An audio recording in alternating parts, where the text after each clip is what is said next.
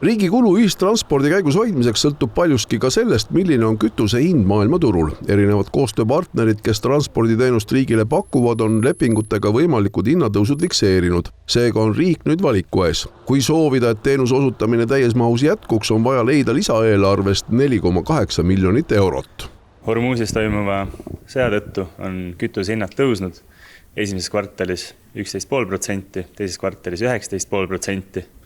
Sellest tulenevalt on ühistranspordis tekkinud ligi 4,8 miljonine auk, mis tähendab seda, et lisarahastust on vaja, et hoida kõiki ühistranspordiliike töös. See puudutab nii busse, ronge, praame kui ka lennukeid.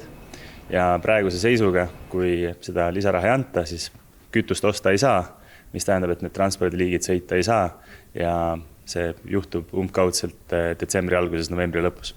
Kas riigil oleks ka muid valikuid? Tegelikult on ministeerium juba eelnevalt üritanud kulutusi ühistranspordis optimeerida. Maakonnaliinide läbisõidumahtu on vähendatud, korrastatud on liinivõrku ja dublieerivaid väljumisi ära võetud.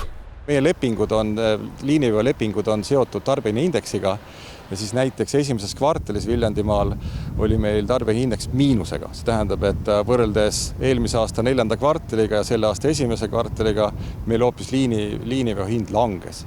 Aga samal ajal algas esimeses kvartalis sõda ja kütusehinnad tõusid, eks ole. Siis teises kvartalis on tarbijaindeks 1,1% tõusnud ja nüüd kolmandas kvartalis on tarbijaindeks 1,2% tõusnud.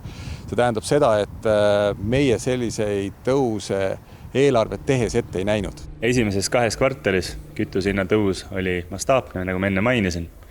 See raha on juba ära kulutatud selle kütuse ostmiseks, et need transpordiliigid sõidaksid.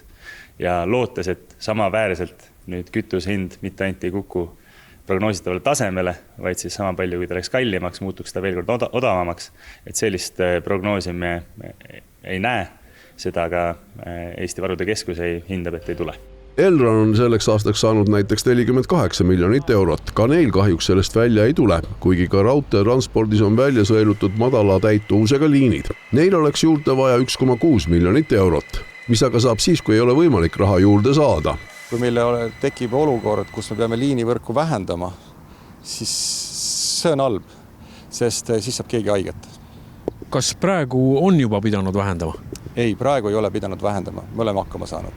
Eks on kaalutud paljusid erinevaid variante, aga reaalsus on see, et nende lepingute muutmine ei ole kiire protsess. Seal on kokkulepped on tehtud, need õigusriigis kehtivad ja selline kokkuhoid, isegi kui saaks teha, omaks see suurt mõju nendele inimestele, kes transpordiliikidega sõidavad, küll aga ei tooks see samaväärset kokkuhoidu siis selle kütushinna peal.